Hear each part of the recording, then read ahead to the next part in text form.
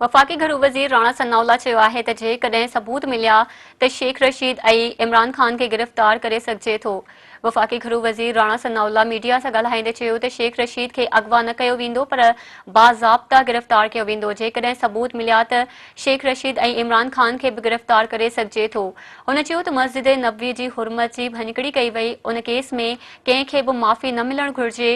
उन जे बावजूदि जांच जारी आहे ऐं राशिद शफ़ी खे बाज़ाब्ता गिरफ़्तार कयो वियो आहे।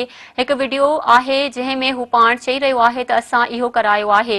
राणा सनाउल्ला चयो त कुझु माण्हुनि खे मस्जिद नबवी में फितने लाइ पाकिस्तान मां मोकिलियो वियो हो जिन ॾोह जो एतराफ़ कयो आहे। उन्हनि खे गिरफ़्तार कयो वियो आहे। वीडियो में माण्हू चई रहिया हुआ त खेनि नमाज़ जी इजाज़त न ॾिनी वई ऐं 50 जे लॻभॻि माण्हुनि मुख़्तलिफ़ शहरनि में दरख़्वास्तूं पिणु ॾिनियूं आहिनि। हुन चयो त पाकिस्तान सऊदी इख़्तियारनि सां राब्ते में आहे ऐं उन्हनि माण्हुनि खे हिकु मंसूबे तहत मोकिलियो आहे जंहिं जी रिपोर्ट ऐं सबूत अची रहिया आहिनि। गिरफ़्तार थियलनि ख़िलाफ़ पाकिस्तान में बि केस दाख़िल थी सघे थो। नवाज़ शरीफ़ जी सज़ा बाबति ॻाल्हाईंदे घरू वज़ीर चयो त नवाज़ शरीफ़ खे ग़लति सज़ा ॾिनी वई। नवाज़ शरीफ़ खे सिहत जी बुनियाद ते वापसी जो फ़ैसिलो करणो आहे जॾहिं त अदालत ऐं हुकूमत खे बि सज़ा मुअत्तल करण जो इख़्तियार आहे। 120 ॾींहं अंदरि सबूत न मिलण ते नालो ECL मां कढणु घुरिजे। हुन चयो त रावलपिंडी ऐं फैसलाबाद में 2 केस दाख़िल कया विया आहिनि।